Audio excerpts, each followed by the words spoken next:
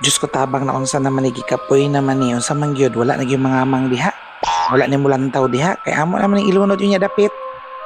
Dagan magid sa istorya ani kay wala naman ni kaon-kaon kunin tawhanan ni. Ay kulat ang mga pangamang ninyo diya nya hantud karon pila na kaadlaw nya ginulat. Wala man gyud gayalabot diri nga mga mangamang. May dagan sa istorya.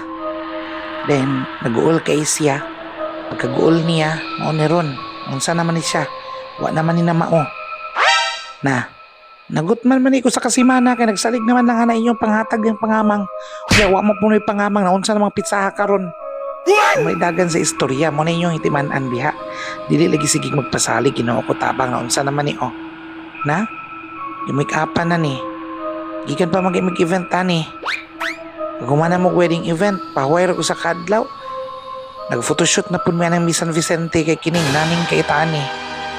Na unsa naman ni dagway ana ron. Unsa naman ni? Diyos ko tabang, wala gini na mao.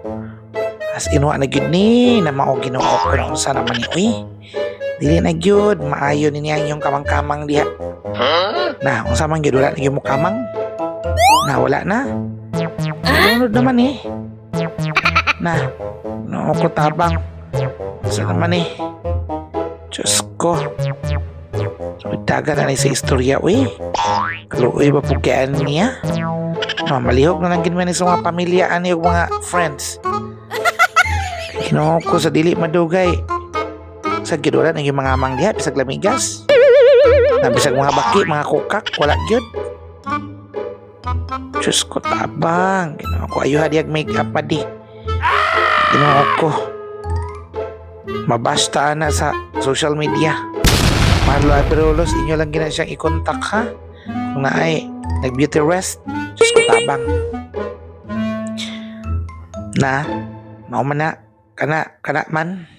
Bitaw. Maulagi. Agsa diha. Okay. Na, ito lagi pag-ana na ako lagi. Nindot kayo. Na, kana man. So, may dagan sa istorya na ron. Saan naman eh? Wa na ni manamao. Amaw na pangamang lagi mo pangamang mo.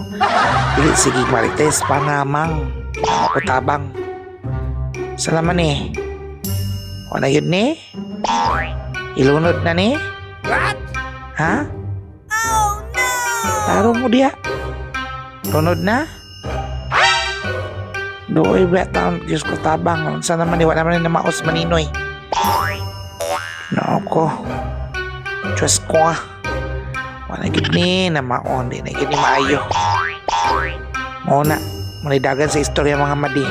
So mauna ako kay istorya niyo pangamang mo pangamang.